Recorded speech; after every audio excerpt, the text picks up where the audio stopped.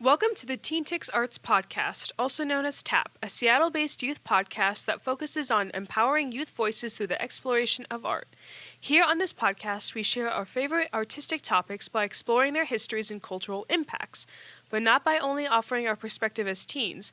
We interview artists from emerging teen artists to ones well-established in their careers. Hi everyone, my name is Darya and I'm today's host. And I'm Sofia, the co-host for this episode. Today we'll be talking about the DIY world of self-published small circulation booklets that carry everything from personal art to social commentary, otherwise known as zines. So Darya, can you tell me a little bit about what zines are? Yeah, of course. A zine is a small self-published work often created by one or small group of people, and they're typically created by creasing a regular sheet of paper into 8 rectangles and cutting a hole in the middle, which in turn folds into a tiny little booklet that you can easily hand out to people. It can feature anything from personal journals to photography, political writings, poems, fan art, and anything you can fit into a printer-sized piece of paper. Think of them as a booklet you might make in class when you're bored. I also wanted to clarify, because we will be talking about a little bit about comics. Comics and zines can be very similar in their aspects. The key difference, though, is that comics are specifically a publication that consists of sequential panels that represent individual scenes. So it's basically art told in tiny little boxes, while zines are much more freeform and they're more about how they're made than what's inside. So does it count as a zine if it's manufactured in the masses, or is it only a zine if it's handmade? So zines tend to be produced in small runs because they're typically being created by a singular artist, so you might not see as many of them, and printing can be a little bit pricey, so they can be printed in multiple batches if you're talking about maybe printing them at a print shop. I know I've made zines before, and I think I only made about 25. But I think as long as there's no editorial oversight or a publishing company involved, zines can be made in however many quantities the artist desires. How did zines come through to the mainstream? So the history of zines is very interesting. Zines became so popular because they offer an approachable way to create and share art. Unlike published comic books, which tend to go through a very long process to get from an artist's table to the shelf, zines take much less supervision to create. And the reason for this is because zines are handmade. Written form art usually requires some sort of publishing if you want to sell them at a bookstore or something, and that can be a very long and expensive and frankly inaccessible opportunity for many artists, especially artists who are young, struggle financially, or maybe people whose art tends to be overly political and unconventional, and therefore the publishing companies tend to overlook their art. And zines allow you to spread your work without having to go through big companies or mass media filtration or censorship, because they're a very grassroots operation. All you need is a printer or a copy machine, and even if you don't have those at home, you can just pop into your local library and print 50 of them for $1, which is much easier to do than, frankly, find a publishing agent. So basically, if you're a zine artist, your publisher is the closest printer to you. And because of that accessibility that zines provide, people started using zines to share their art. Especially in the 1960s to 1980s, when America was going through a lot of changes, specifically political changes, many activists would hand out zines as a way to communicate with other activists and just regular civilians, and avoid being censored by newspapers and other major outlets. Zines have helped build communities around feminism, LGBTQIA rights, punk music, science fiction, and even have helped push the very popular movement of Riot Grrrl. They've been tools for activism and personal connection since the very first one was created in the 1930s, which, for those of you who don't know, is actually a zine created by a science club that gathered a bunch of letters from peoples and scientists who said that if you read science fiction, that makes you want to pursue science more, so we should be spreading more science fiction, which is very on par because science fiction has started a lot of trends. Did you know the first modern fan fiction was created about Star Trek?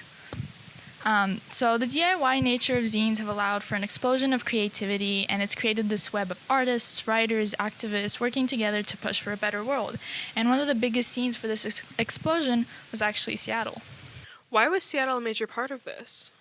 Well, Seattle has always been this kind of center of artistic expression. We've always had a big community of musicians, artists, theater groups, and so Washington was very welcoming to the growing population of zine artists. And a big part of that energy came from the already established comic scene. Seattle has already been a key city for American comics since the 70s and 80s, with well-known creators like Peter Bagge, Gene Woodring, Linda Barry, and even Matt Groening, who's the creator of Simpsons. But things really took off when Fantagraphics, one of the most important independent comic publishers in the U.S. at the time, moved its headquarters from California to Washington. And Fantagraphics has been around since, I think, the 1976, publishing cult favorite comics like Love and Rockets and Hip Hop Family Tree. And so their move to Seattle helped bring more attention to the city's underground comic scene and made it a key player in the independent comic world. And so because of all this attention that Seattle was getting, the 90s has become this perfect storm of small publishers who were more lax with their with what they published. You had a lot of alternative media outlets like The Star, The Rocket, and The Stranger. And comic book artists had made this perfect head start for zine artists to start coming into the scene, sharing their work, becoming more popular, and be more experimental. And this sort of also came hand in hand with the growing music scene we had in Seattle at the time, because they would regularly work with local artists to design album covers, posters, and even zines to spread the word about concerts.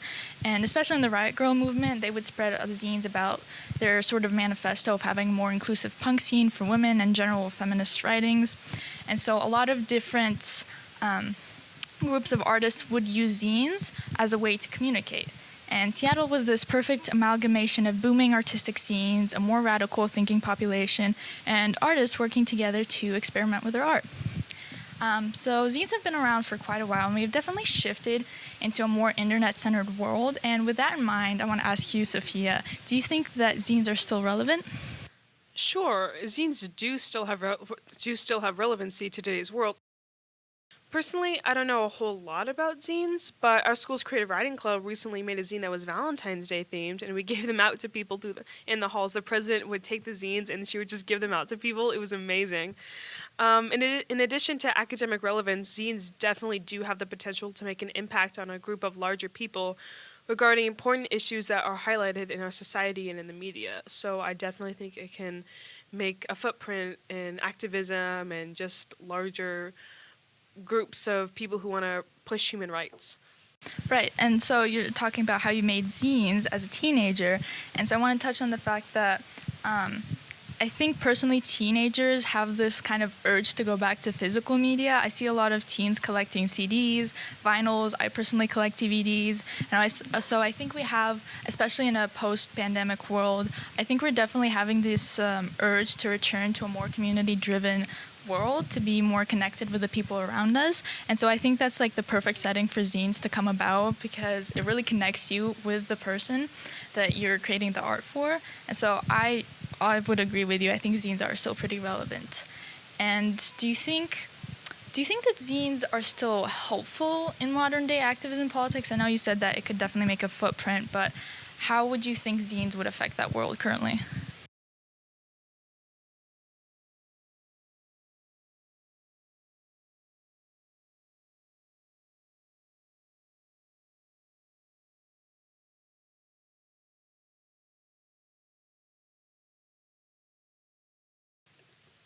Yes, zines do have the potential to make an impact in today's world, as its personal attribute to the artist is more focused, making it so the reader sees how important the issue or political standpoint is to the individual. It creates a personal connection that is stronger than a consumer buying the latest copy of the New York Times. And I think when it comes to activism, that's extremely important, that personal connection is there, instead of just printing zines out in the masses and then just giving it out to people. I think actually giving it to people individually, and just like the artist actually giving the zines to people and representing their cause and how important it is to them, I think that's crucial to making a strong impact in whatever cause they're rooting for or protesting for, or just wanting to make a difference in the world. And I think that's extremely important. Yeah, activism is definitely a community-centered type of work, and again, I think zines would go hand in hand because you need that sort of connection when you're an activist. You want to share what you care about, and if you're making zines, it shows that like you really care about this thing, especially if you're handing it out to people for free and you're like putting time and effort. It shows the person that you actually care, and it creates this connection. And zines are a really great way to teach and summarize and explain anything it is that you want to fight for. So I think zines can be a really helpful tool in modern day activism. And so, Sophia, you've talked a little bit about how you like to write and that you're looking for a publisher right now. And I'm wondering, do you think self-publishing is helpful or harmful? It depends on the goal the artist has in mind. It can be helpful as they have more ownership and freedom over their work when they do self-publish, but they may not have as much exposure or promotion than if they worked with a bigger publisher like HarperCollins, Penguin Random House. However, if they do choose to work with a publisher, the opportunity to grow their career and make connections with other artists is more likely to happen as they have a big name behind them and their work, and also those bigger publishing houses know those bigger name authors like... Oh God, I don't know any authors off the top of my head. I feel like that's, I feel like I should know.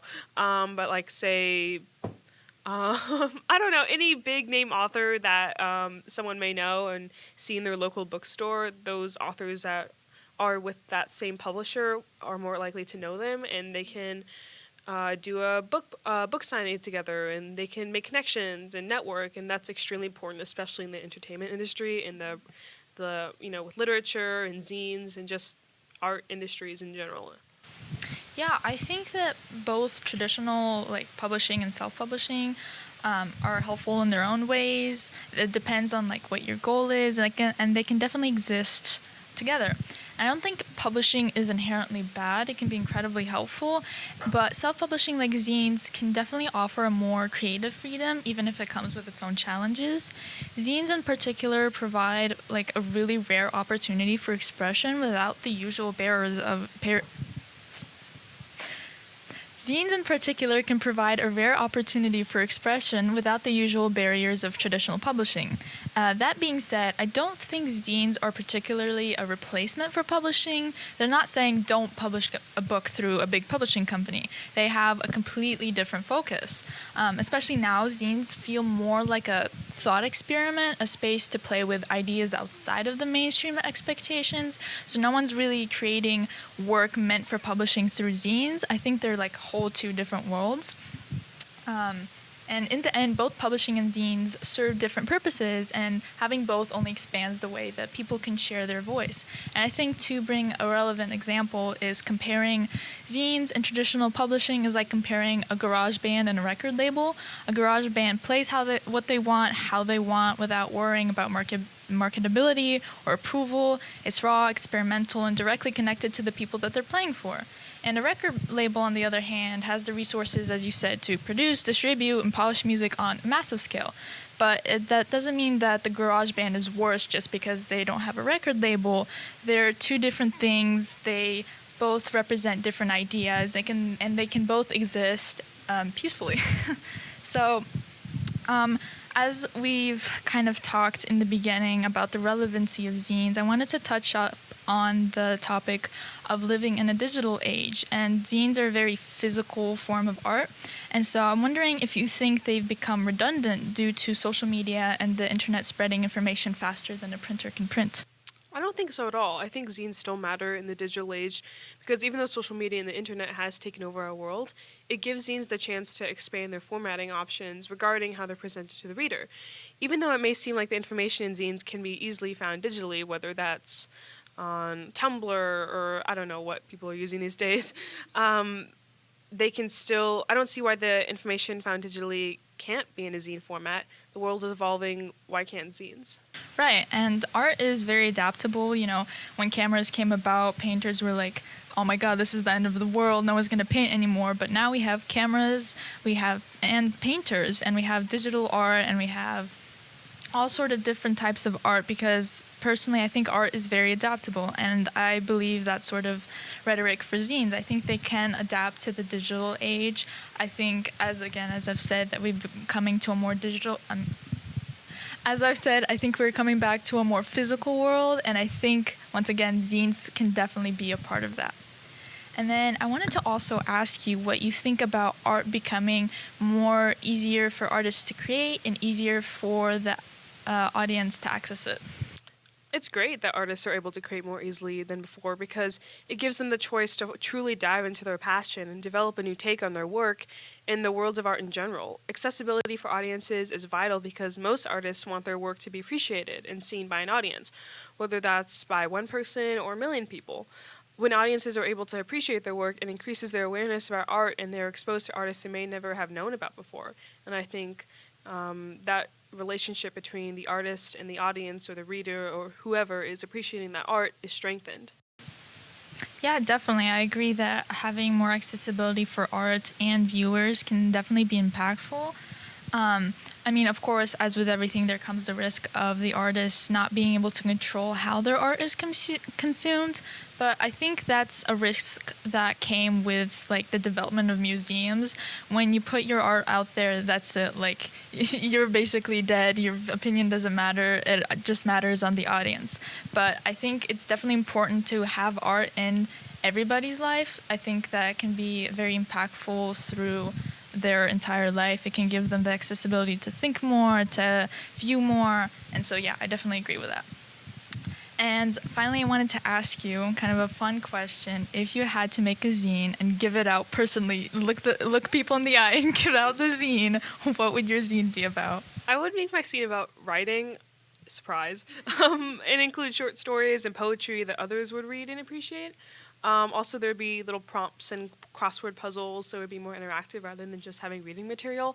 And I think maybe having an advice section, I think that would be really interesting and have people just submit advice on, whatever, relationships, school, and I think that would just be really interesting to read and maybe help some people out. You never know, so it could be helpful and also informative and just enjoyable.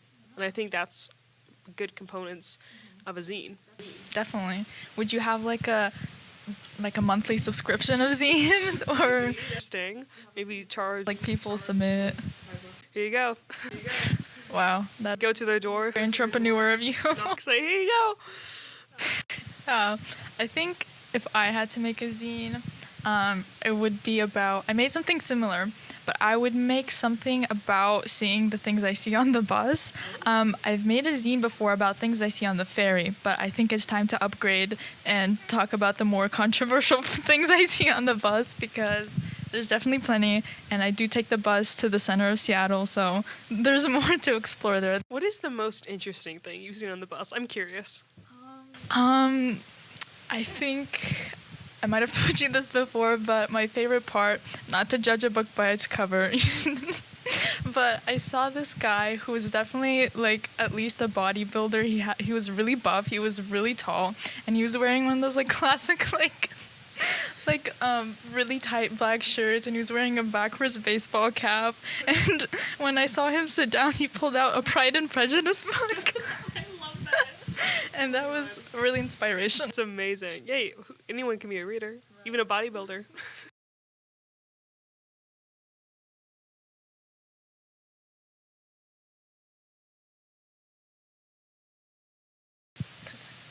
Now we're going to introduce another zine artist named Nina, who's a multidisciplinary artist from the Pacific Northwest who has made many projects focusing on community outreach and the exploration of identities.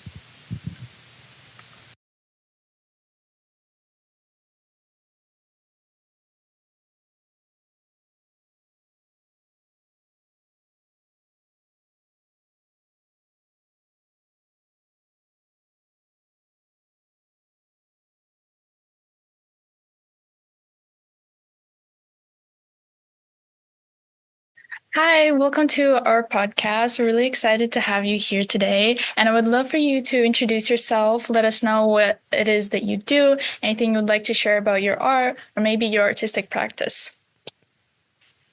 Ooh, yeah, thanks for having me. My name's Nina Vichiapai, and I do a lot of things as part of my art practice, but it's mostly been combining a lot of studio-based skills and textiles, which I learned from my mom and my grandma, and combining those sort of all sorts of different things from ceramics, printmaking, print media. And then more recently, I'm a graduate student at Portland State University, studying for an MFA in art and social practice. And so social practice is a really broad field, but mostly involves with working with other people to make your work in some way. So I collaborate a lot with other artists or other people who are sort of interacting with my work to make the work.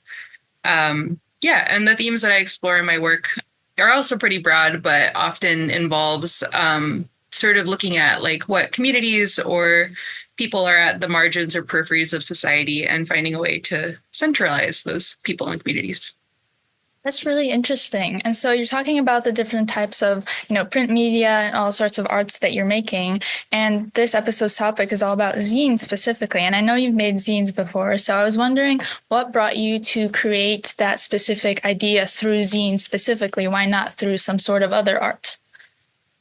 Yeah, I really love zines. And I feel like I'm kind of a latecomer to making zines in terms of my art practice because in going to graduate school, I'm surrounded by lots of people who make zines. Portland is a real zine city. And so I feel like I've really been exposed to a lot of people who have made it part of their practice and have been really inspired by that.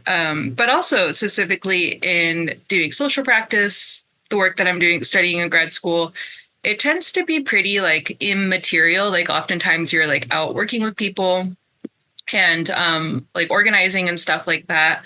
And zines were a way for me to kind of like slow down and sort of create something out of like the work that I was doing that was like more tangible. So I feel like that's another reason why zines kind of came to me more recently. Just wanting to be able to share the kind of work I'm doing, document it in some way by making a zine. And also it's been a nice way to give something back to the people that I'm working with. A lot of times like what I put in the zine is like kind of based on responses that I get on different projects. And that way I can give these zines back to people who have collaborated with me and just sort of thank them for being part of the project. Yeah, definitely. I mean, I personally really love your zine, the advice from a horse's mouth. I think it's really unique, especially as a former horse girl. And that sort of creativity goes hand in hand with zines, as you said, that sort of community building.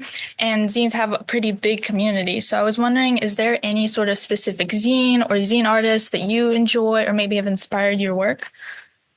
Yeah, so many that I'm like surrounded by here at Portland State and in Portland in general, which has been really, really nice and inspiring. But some professors that I'm really inspired by that have sort of like that I've learned from and also just run like really cool community resources. One of them is Kate Bingham and Burt. She is an artist here in Portland. She's like a graphic design professor at PSU. She also runs this community center called Outlet, which is like a community Rizzo printing center. And I took classes there. She's really fabulous. And her work is just really cool too. And another teacher that I had is, their name is Shay Merck. And they are like a journalist, comic artist who also makes a monthly zine series that like you can subscribe to. And they run this like independent publishing sort of community resource as well called Crucial Comics, which is really cool.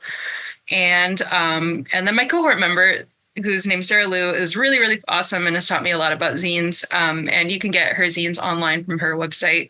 But she does a lot of stuff around like underground music scenes and Asian American identity.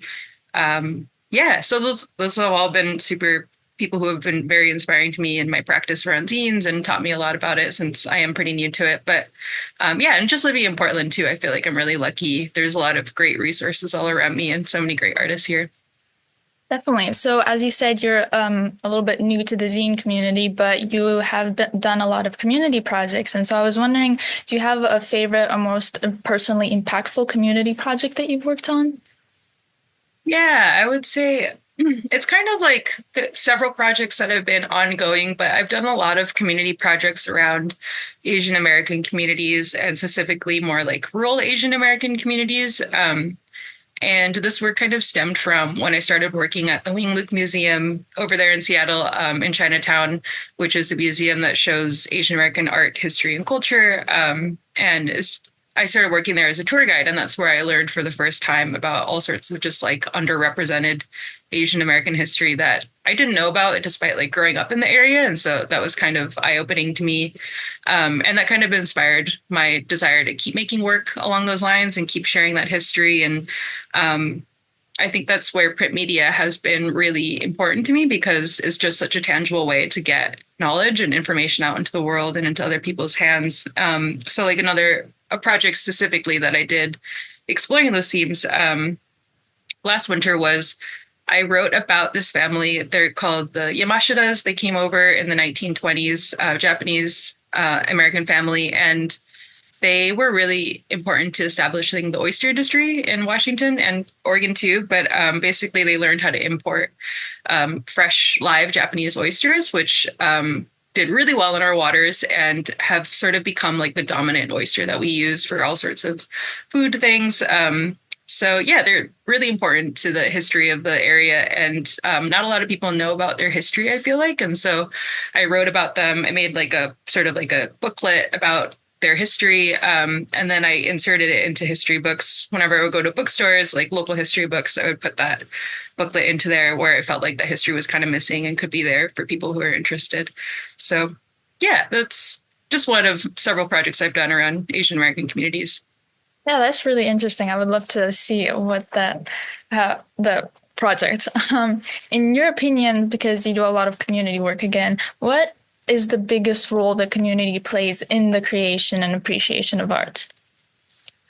Yeah, such a good question. I feel like for me, like community has really been sort of like how I learned about art. Like it's how I developed my aesthetic, I guess, like from my mom and my grandma, and just like the hand sewing kind of like domestic culture that I was around when I was really young, really taught me a lot about art. And then extending it further out, just sort of thinking about like Asian American community. And that's where I learned a lot about the importance of, being in community with each other. And then also making art that I want to have people within the community appreciate. That's something that I think a lot about. And so I feel like community from both like the formation of like your art practice and then also like how you're putting art back into the world.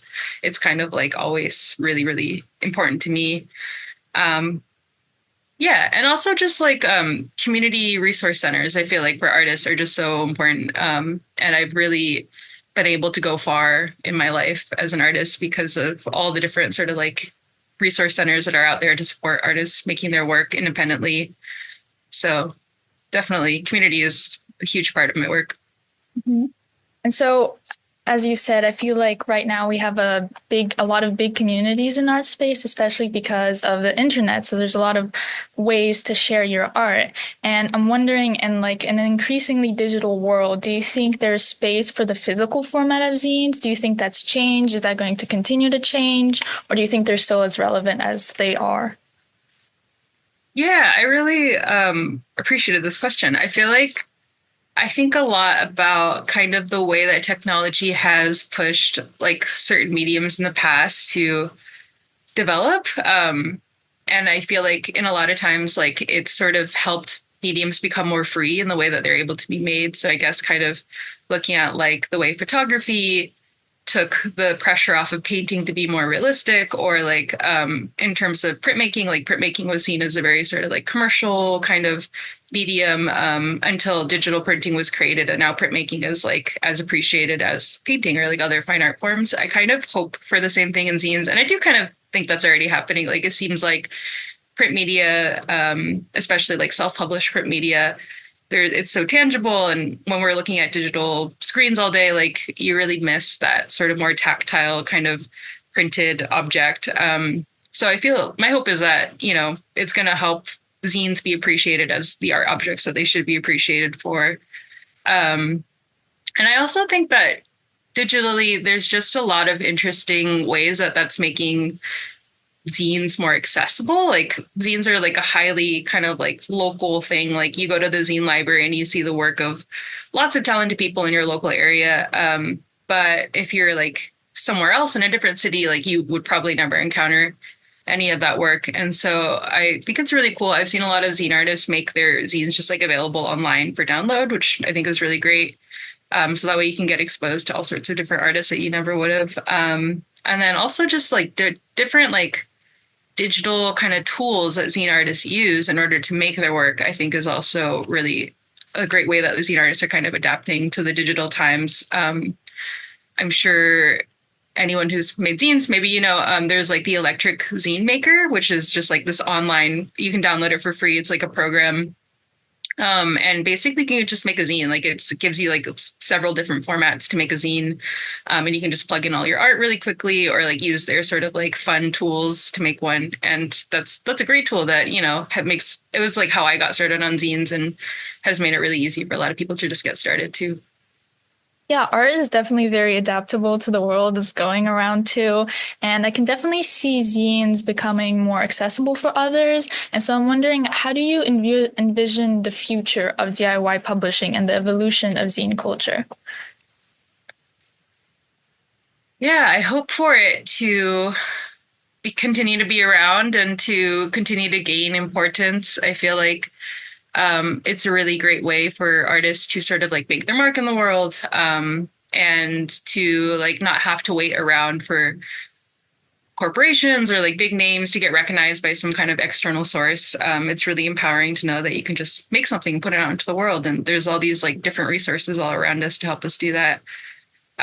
So yeah, I hope that it continues, and I hope that it continues to grow.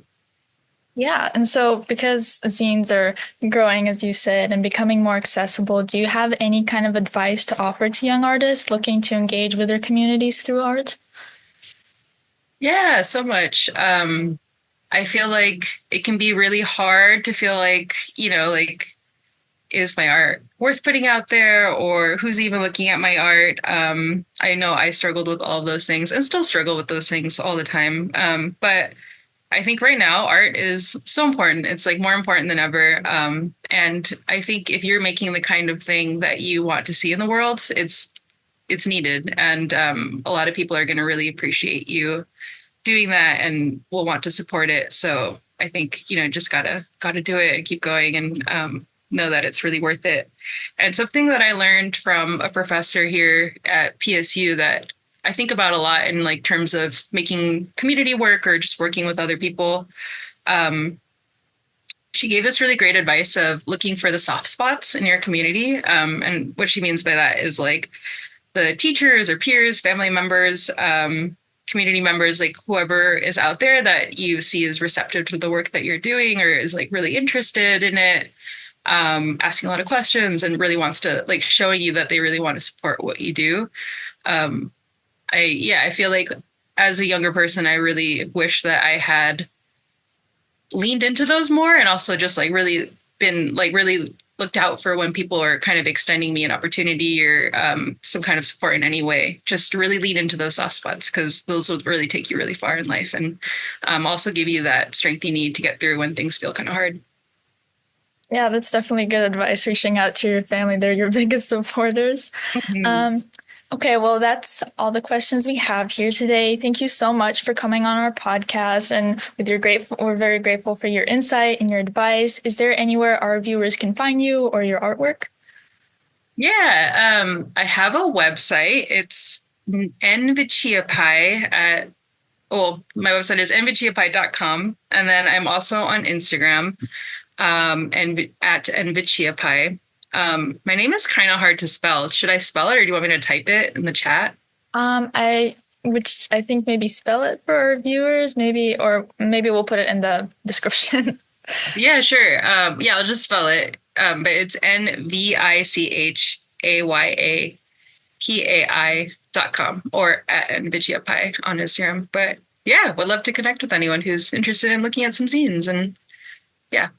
Okay, awesome. Thank you. Yeah, thank you so much. Hey everyone, I'm Sophia. I'm one of the co-hosts for this episode, and today I'm interviewing McKay. McKay, would you like to introduce yourself and share about your experience with the zines? Yes, I'm McKay. I'm 16. I'm a junior in high school, and I've always been interested in zines. I read a lot of zines, and in like September of 2023, I started publishing a zine with my close friend. called Girl Poet, and yeah, since then I've been consistently making zines and putting stuff out there. Wow, that's so cool. What do you enjoy about making zines? I really, really enjoy all of it.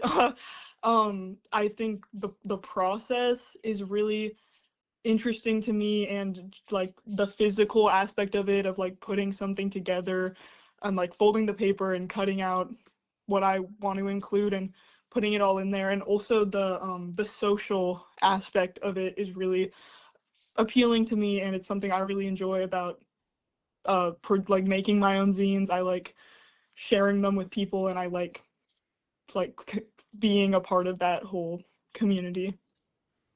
Wow, that's interesting. Could you go a little bit more in depth with that social aspect? Do you mean like when you're making zines, do you have like a goal in mind of, like a message you want to send out, or is it just really just to share with people that like friends and, people that you're close to?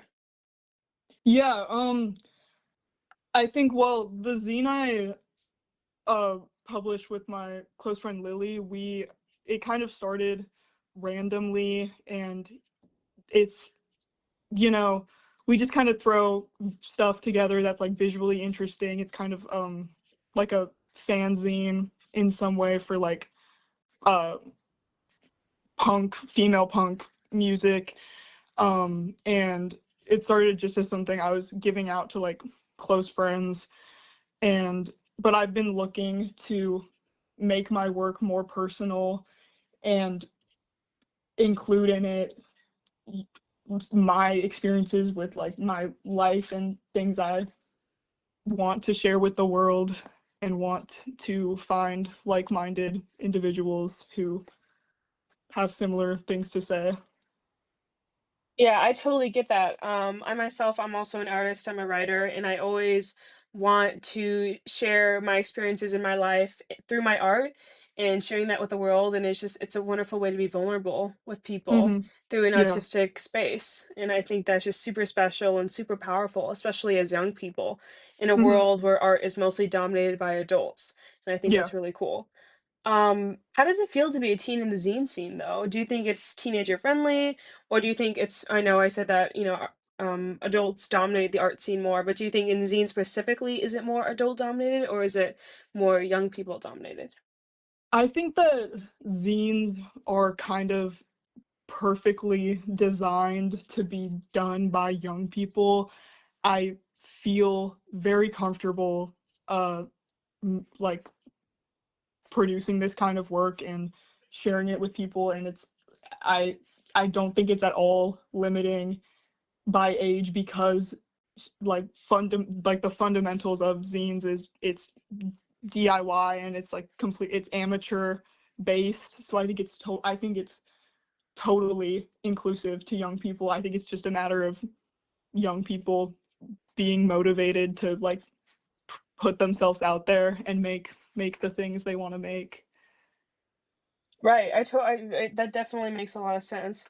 Um, do you think zines could become more popular among teens? And do you think it's becoming more popular among our age group? Why or why not? I don't know if I can speak to the like larger popularity of zines. It's obviously very based in counterculture and these smaller, more independent, less mainstream spaces. But I've definitely just in the past months, like I've found people, and I've started to connect with people my age that are interested in making zines and want to read the stuff that I make. Um, and yeah, I think it's a it's a definitely a space just like that's perfect for young people. Right. Like personally, I don't know a whole lot about zines, but just based off what you said, I think it's a wonderful way to express yourself, especially as young people. I'm Mhm. curious though, what got you into making zines? Because you seem so passionate about it, and so I was curious, what is the story of how you encountered zines? Yeah, my dad is very, very tapped in. Like he owns a lot of zines. He's always been very passionate about that kind of stuff. He teaches at a community college, and I remember he was running this like zine workshop at where he works, and I like when I was like little, like elementary school, I went with him and I made a zine. And I can't I it was a I took a Peanuts comic strip and I like put whiteout over the text bubbles, and I like wrote my own thing in, and it was like super simple. And I don't know, I that it probably doesn't exist anymore, but that was kind of like the first thing I did. And then I didn't really think about zines or do like I was reading. I like they were always kind of around me because of my dad, but I wasn't making them or anything.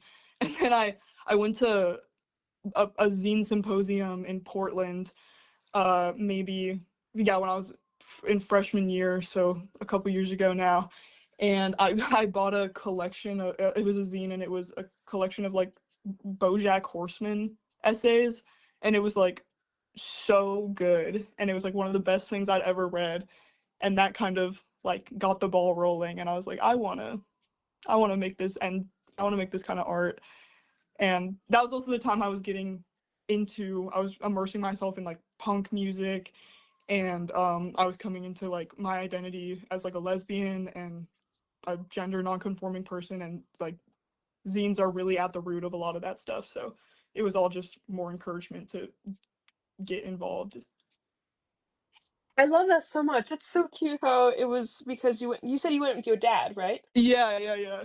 I love that. That's amazing. Yeah, it's so cool, especially when a family member introduces Uh-huh. you to something that will Yeah. become so important in your identity in your life. Yeah. Wow, I love that. Let me see here.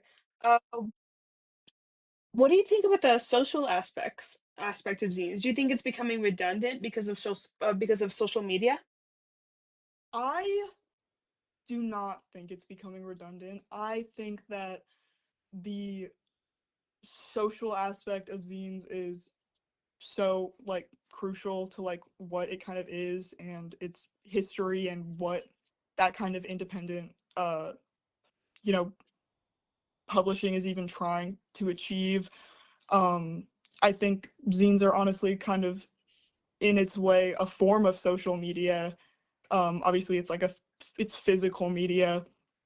But I think that zines, if anything, sorry, let me think. I think um zines, yeah, I don't think it's redundant. I think zines are kind of, it's its own space. It's not a part of the mainstream because zines started being made because by people who were rejected by the mainstream, and like systematically their voices were pushed out of all forms of like traditional media. So they were like, okay, like I'll just do it myself.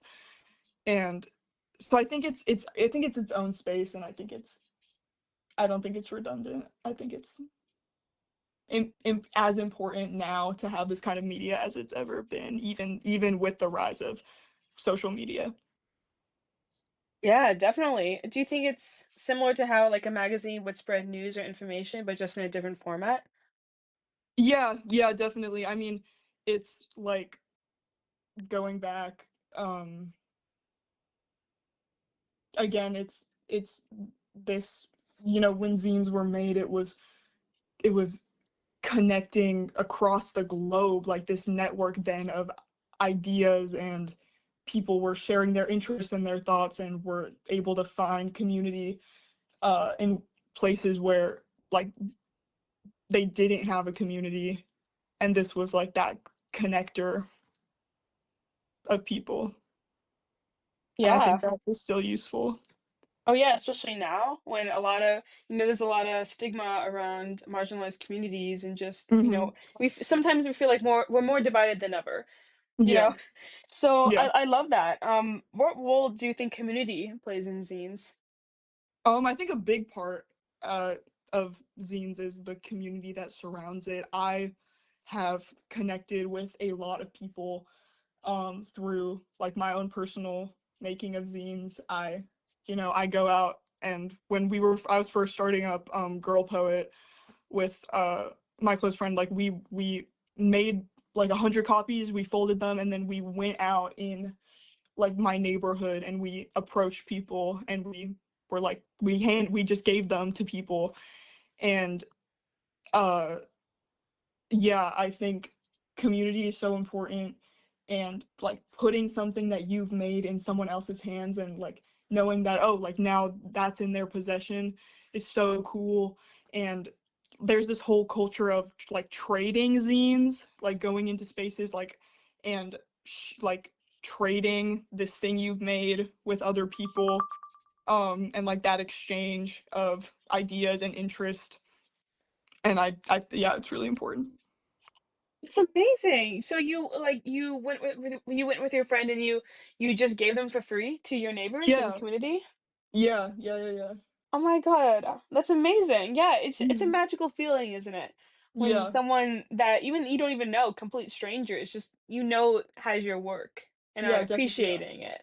Mhm. Yeah, it truly is a magical feeling. I can definitely speak on that. Um, how do you think have zines helped you connect with people? I think reading some of the best like pieces of writing and like that I've ever read have been from zines. Some of the best like visual art I've ever seen has been from zines.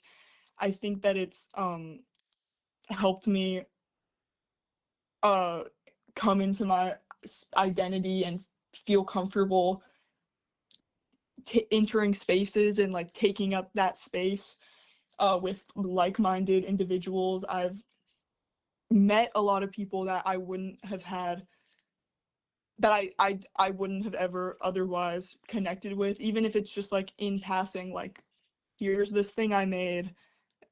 That like that connection with people has been super, like those experiences I've had like sharing my work and in turn like getting like consuming more of other people's art and having that shared foundation of like identity and interest and has been really valuable to me as a person, I feel. Right, because art is just it's a beautiful way to connect people. Even though, people like say one person is could be completely different from another person, they have that shared love of the arts, whether that's Mm, zine making or painting or, whatever. It's just that's a huge connector for yeah, people. yeah. Yeah, and just that's also another beautiful thing about art. Um, what do you think makes zines different from other forms of self-expression, such as social media or blogging? I think it's definitely the rejection of the mainstream and the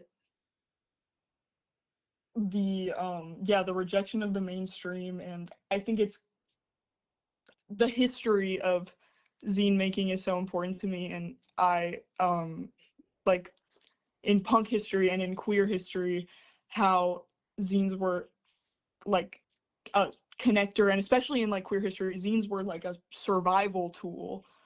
um and I that's like a history that I really care about and I want to feel connected to through like making my own zines. And I think it's similar to I think it's definitely similar to other ways of self-expression 100% with like blogging. But it's I think it also is different because of the complete kind of uh like independent DIY uh elements to it.